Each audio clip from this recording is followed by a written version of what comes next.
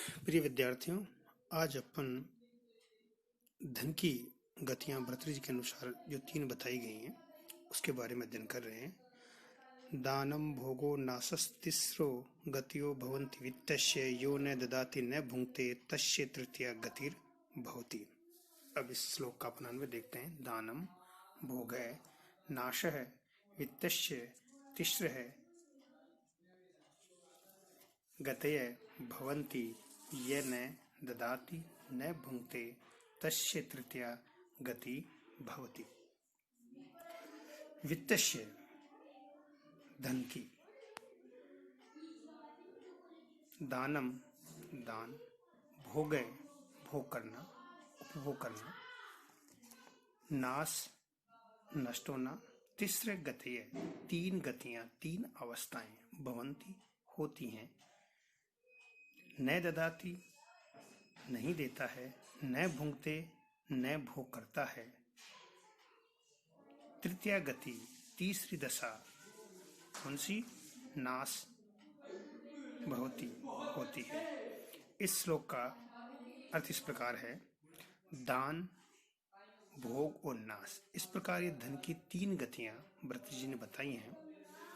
जो न दान देता है न उपभोग करता है, उसके धन की तीसरी गति यानी नाश होना निश्चित होता है। कहने का अभिप्राय क्या है कि इसमें धन की 3 गतियां बताई गई हैं कि सत पात्रों को दान देना चाहिए या स्वयं के ऊपर, अपने ऊपर भोग उपभोग विलास में खर्च करना चाहिए। नहीं तो ना तो आप दान देते हो ना खुद पर खर्च करते हो, तो धन की जो तीसरी गति है नष्ट होना, या तो चोर आदि के द्वारा, इनकम टैक्स विभाग के द्वारा वो आपसे उस धन को हरण कर लेंगे, तो धन की जो तीसरी गति है वो नष्ट होना हो जाएगी। आगे अब कहते हैं,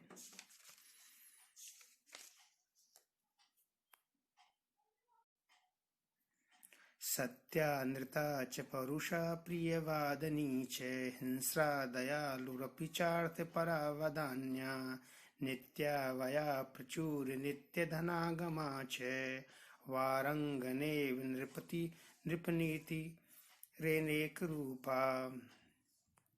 अब देखिए इसका अन्वय इस प्रकार से है, सत्या अनृता च परुषा प्रियवादनी च हिंस्रा दयालु अपि च अर्थ परा वदान्या च वारांगना इव नृप नीति अनेक रूपा भवति। इस श्लोक में राजनीति को वारांगना के रूप में कवि ने प्रस्तुत किया है। राजनीति के बारे में बताया कि राजनीति किस प्रकार की होती है। तो देखिए एक एक शब्द कर देखते हैं अपन। सत्या अनृता च, राजनीति कहीं कहीं पर सत्य होती है, सत्य बोलने वाली होती है, और कहीं कहीं पर अनृता मिथ्या झूठ बोलने वाली होती है। तथा परुषा कहीं कहीं पर कठोर भाषणी होती है, प्रियवादनी और कहीं कहीं पर मधुर भाषणी होती है। हिंसा कहीं कहीं पर हिंसा यानी क्रूर व्यवहार करने वाली होती है, और कहीं पर वह दयालु होती है।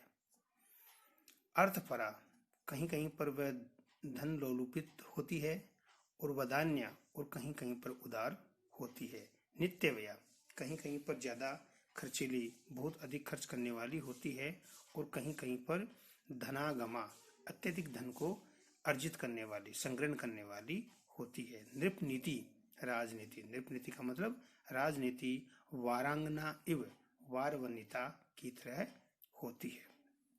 तो देखिए इस श्लोक में बताया गया है कि राजनीति कभी सत्य, कभी असत्य, कभी कठोर, कभी प्रिय वचन बोलने वाली, कभी हिंसक अथवा कभी क्रूर स्वभाव वाली होती है, कभी दयाशील होती है, कभी स्वार्थपरा होती है, स्वार्थशील होती है, कहीं पर धन की अतिशय प्रचुर मात्रा में देने वाली होती है, तो कहीं पर धन को संग्रहण करने वाली होती है, कभी नित्य व्ययशीला, कभी नित्य धन का अपार्जन करने वाली, संग्रहण करने वाली होती है। इस प्रकार राजनीति वेश्य की भांति, वारांगना का मतलब वेश्य की भांति विविध रूपों को धारण करने वाली होती है। अब आगे राजा के अपन 6 गुणों का अध्ययन कर रहे हैं। आज्ञा कीर्ति पालनम ब्राह्मणा नाम दानम भोगो मित्र संरक्षणम च येषामेते षड् गुणा न प्रवृत्ता को अर्थस्तेषां पार्थिवोपाश्रयेण। अब इसका अन्वय देखते हैं। अन्वय इस प्रकार है। आज्ञा कीर्ति ब्राह्मणानां पालनम दानम भोगः मित्र संरक्षणम च एते षड् गुणा येषां न प्रवृत्ता तेषां उपाश्रयेण का अर्थ है। आज्ञा शासन करना, कीर्ति यश, न प्रवृत्ता उपलब्ध नहीं होते, उपाश्रयण उनका आश्रय लेने से, सेवा कार्य करने से। अनुवाद क्या है? आज्ञा का कहीं उल्लंघन नहीं होना, यश विद्वान ब्राह्मणों का परिपालन, योग्य लोगों को दान देना, सुख सुविधाओं का उपभोग करना तथा अपने मित्र वर्ग की सुरक्षा करना, ये 6 गुण जिन राजाओं में नहीं दिखाई देते, हे राजन, उन गुणहीन राजाओं की सेवा करने से क्या लाभ, अर्थात उनकी सेवा करना निरर्थक है। इसमें बताया गया है कि ये जो 6 गुणों से संपन्न राजा की ही सेवा करनी चाहिए।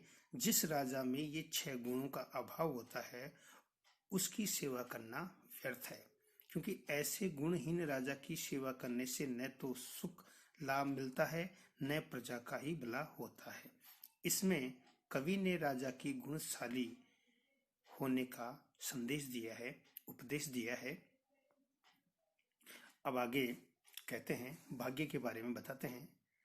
भर्तृहरि कवि कहते हैं, यद्धात्रा निज बाल पट लिखितम स्तोक महद्वादनम तत्प्राप्नोति मरुस्थले नितरां मेरोचनातोऽधिकं तद्धीरो भव विद्वत्सु कृपणां वृत्तिवा वृथा मा कुथा कूपे पश्य पयो निधावपि घटो गृह्णाति तुल्यं जलम। अब देखो इसका, यद्धात्रा निज बाल पट लिखितम स्तोकम महद्वादनम तत्प्राप्नोति मरुस्थले नितिरां मेरोचनातोऽधिकं तद्धीरो भव विद्वत्सु कृपणां वृत्तिवृथा मा कृथा कूपे पश्य पयोनिधावपि घटो गृह्णाति तुल्यं जलम। देखिए इसका अन्वय है। धात्रा स्तोकम महद वा यद्धनम निज बाल पट लिखितम तत् मरुस्थले अपि नितरां प्राप्नोति ततः अधिकम मेरो अपि न ततः धीरो भव विद्वत्सु कृपणां वृत्ति वृथा मां कृथा पश्य घटः कूपे पयो निधौ अपि तुल्यम जलम गृह्णाति। अब इनके शब्दार्थ देखते हैं। धात्रा विधाता के द्वारा, ब्रह्मा के द्वारा, निज भाल पट लिखितम अपने लिलाट पर लिख दिया गया है। स्तोकम का मतलब थोड़ा, अल्प, महत यानी अधिक, व थोड़ा या ज्यादा, यद जो, धनम धन, तत् उस धन को, मरुस्थले अपि मरुस्थल में भी, प्राप्नोति प्राप्त करता है, ततः इससे अधिकम मेरो सुमेरु पर्वत पर नहीं प्राप्त करता, तथा इसलिए धैर्यशील भव हो, वित्तवत्सु धनवानों के विषय में, कृपणाम हीन वृत्ति व्यापार कार्य, वृथा व्यर्थ है, मां नहीं कृथा करो, पश्य देखो, किसको देखो? घट है, घड़े को देखो, कूपे कुएं में, पयो निधौ अपि या समुद्र में भी, तुल्यम जलम बराबर जल को गृह्णाति ग्रहण करता है। इसमें बताया गया है कि विधाता के द्वारा अपने ललाट पर जो लिख दिया गया है, चाहे वो थोड़ा लिख दिया गया हो या कम लिख दिया गया हो, ललाट का मतलब भाग्य में जो लिख दिया गया है, उस धन को अपन मरुस्थल में भी पा सकते हैं। और उससे अधिक धन की अपेक्षा अपन करें, चाहे अपन मरुस्थल को छोड़कर सुमेरु पर्वत पर चले जाएं, तो भी उस धन को अपन प्राप्त नहीं कर सकते, क्योंकि जो धन अपने भाग्य में लिखा हुआ है वो तो अपन को मरुस्थल में मिल सकता है, कहीं भी मिल सकता है, और जो अपने भाग्य में नहीं है उसके लिए अपन चाहे सुमेरु पर्वत पर चले जाएं, वहां पर भी अपन को प्राप्त नहीं होगा। इसलिए हे मनुष्य, धैर्यशील बनो, धनिकों के समक्ष सामने, जो धनवान लोग हैं उनके सामने जाकर हीन वृत्ति को धारण मत करो, उनके सामने हीन होकर दया याचना मत करो। देखो, किसको देखो? घड़े को देखो। इसमें घड़े का वृत्तांत दिया गया है, दृष्टांत देकर बताया है, उदाहरण देकर समझाया गया है कि देखो, घड़ा जो होता है कुएं का और समुद्र का, दोनों का एक समान मात्रा में ही पानी को ग्रहण करता है। ऐसा नहीं कुएं का पानी कम है तो उसमें घड़ा कम पानी ग्रहण करेगा, और समुद्र का अथाह बहुत सारा पानी होता है तो समुद्र में बहुत ज्यादा पानी ग्रहण कर लेगा, क्योंकि घड़े की जो सीमा है वो उतनी है कि वो या तो 10 लीटर उसमें पानी आ सकता है या 15 लीटर आ सकता है। तो 10 लीटर चाहे वो कुएं से भर लो तब भी उसमें 10 लीटर आएगा, चाहे उसे आप समुद्र से भर लो तब भी उसमें 10 लीटर ही आएगा। ये नहीं कि कुएं में पानी कम है तो इसलिए उसमें 10 लीटर आ गया और समुद्र में उसमें 100 लीटर आ गया, ऐसा नहीं होता।